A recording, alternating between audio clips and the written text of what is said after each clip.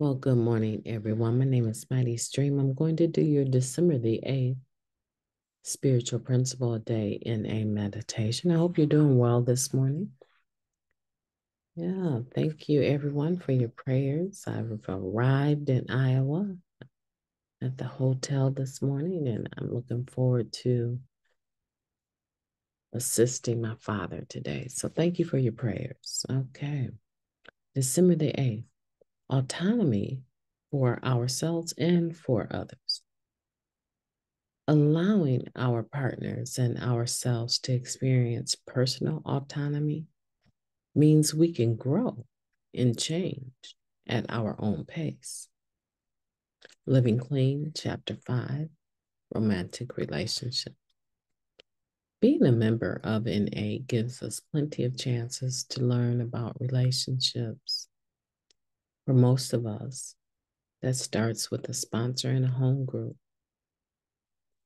both of which offer lessons about autonomy. Every sponsor in NA, after all, eventually gets the opportunity to tell a sponsee, well, you're going to do what you're going to do. So, whether that comes from a place of loving acceptance or frustrated sarcasm or a mix of both, our sponsors affirm that we are responsible for our own recovery and our consequences. When we're ready, we'll change.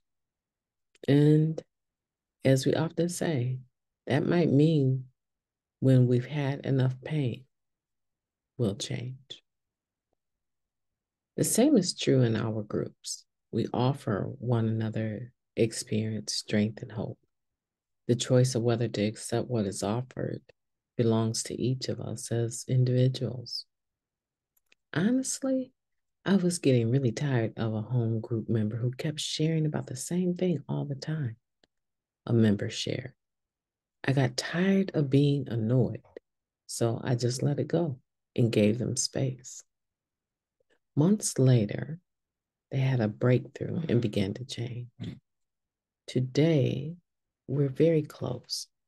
I was so glad I didn't have to wait for their breakthrough in order to feel better myself. The ability to keep our own pace and allow others to keep theirs is valuable in all of our relationships, including romantic ones. Whether or not our spouse or significant others are in recovery, a sign of an honest relationship is not being in 100% agreement on everything.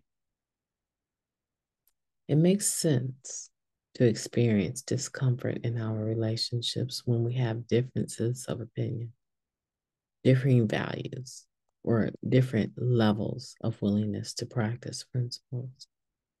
Practicing autonomy means knowing what we need to hold on to and what we need to let go of, rather.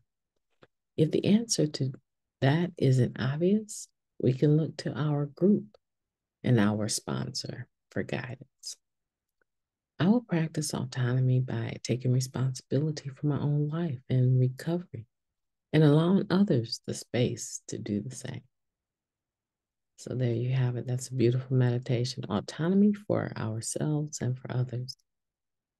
Let's do this third step prayer instead of the serenity prayer. I'll help you with it in case you don't remember it. The third step prayer is based off of the third step. We turn our will and our lives over to the care of God as we understand, asking only for knowledge of His will. Right? And the power to carry that out. That's the 11th step.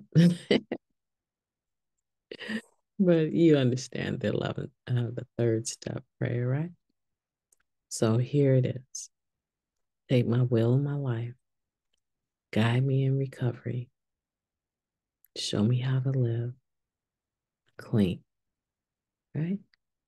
God goes on the front of that. That's the third step prayer.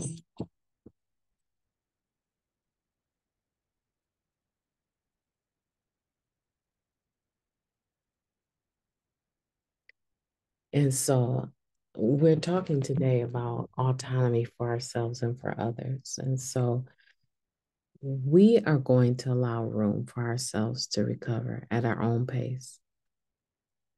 We're going to allow ourselves room to recover at our own pace and allow others to do the same. It's very important because if we don't understand that we need to give ourselves room to make decisions about our recovery, we probably won't understand that we need to do that for others. Autonomy is important. It allows us to stay in our own lane. Autonomy allows us to take care of our own business and it allows others to take care of theirs. And so hopefully today we'll be able to do that. We'll be able to use a third step prayer and realize that if I turn my will and my life over to the care of God as I understand them, other people can do the same thing. And that's not my business. My business is for me to recover. And that's what we want to do today. We want to be positive in that way. So today, when we move forward and we're listening to other people and we hear them talking about their recovery, we understand that we don't have to pass judgment on what they do or don't do, right? We don't have to pass judgment on it. We can allow them room to make decisions and do the things that they feel that they need to do when they feel they need to do. If they ask for our input, of course, we can give them some honest input, but it's not our job, right? It's not our job to force them to do what we want them to do, the way we want them to do it. That's not okay. And it's not okay for someone to do that to us. Yeah, it's okay, our sponsor and people that we trust, to give them that room to speak into our lives that way.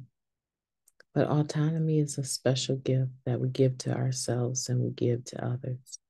And practicing autonomy really can relieve the pressure of having to be perfect, of having to meet other people's expectations, and of having unrealistic expectations on ourselves and others. Practicing autonomy means knowing what we need to hold on to and what we need to let go of.